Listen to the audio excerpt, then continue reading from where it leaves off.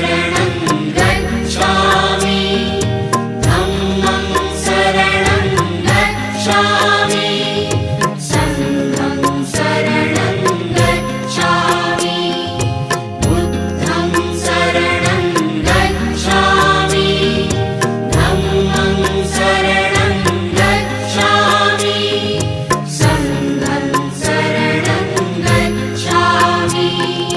जनामनातून प्रकटित व्हावी ही बुद्धाची नीती।